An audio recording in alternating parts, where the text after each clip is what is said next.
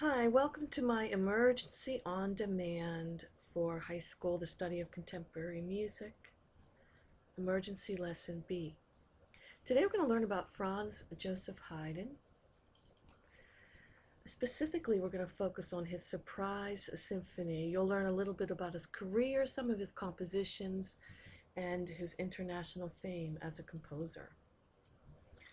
The surprise in Franz Joseph's Surprise Symphony, which was Symphony number 94, takes place in the second movement.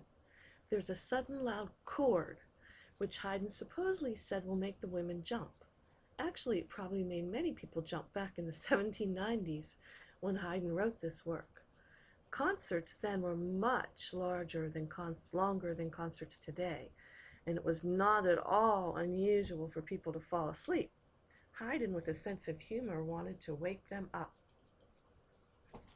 The symphony's first movement begins with a slow introduction, but then the pace picks up with a theme played by the violin.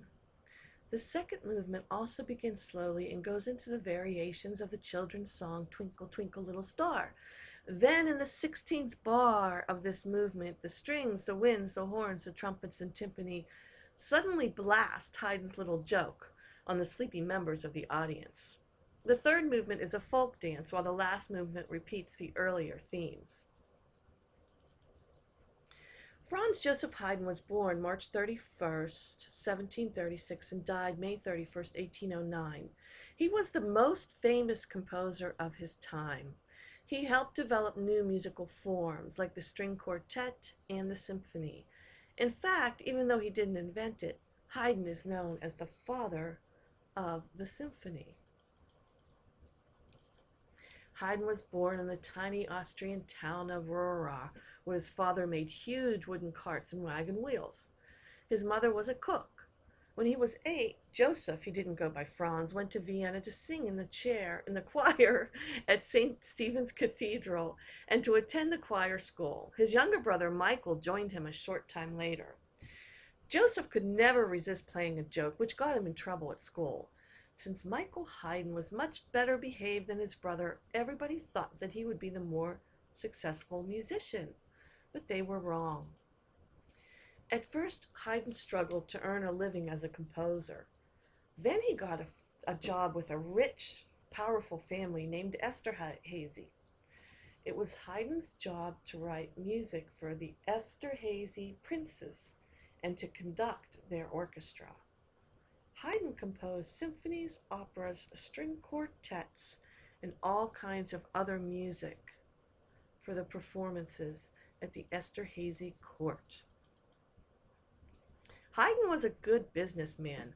Music publishing made him and his music famous all over Europe.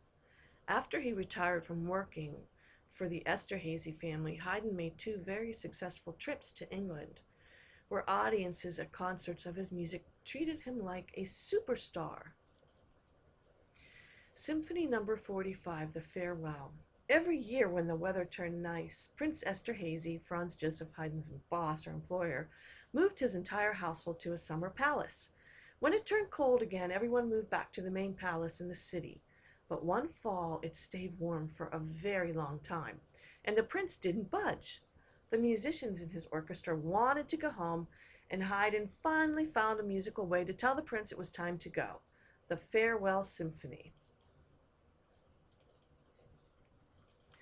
What he did during the Farewell Symphony is one by one, each player finished and got up and walked out until there was just one player left, and I believe he finished and walked out as well.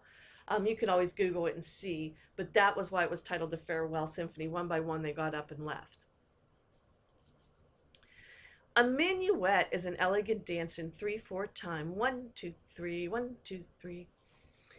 That is, each measure has 3 beats. It was very popular in the 18th century, especially in France. Louis XIV, the Sun King, and the members of his court loved to dance the minuet. After a while, minuets weren't just for dancing anymore. Haydn and many other composers of his day used this dance form, the third movement or section of a 4-movement piece.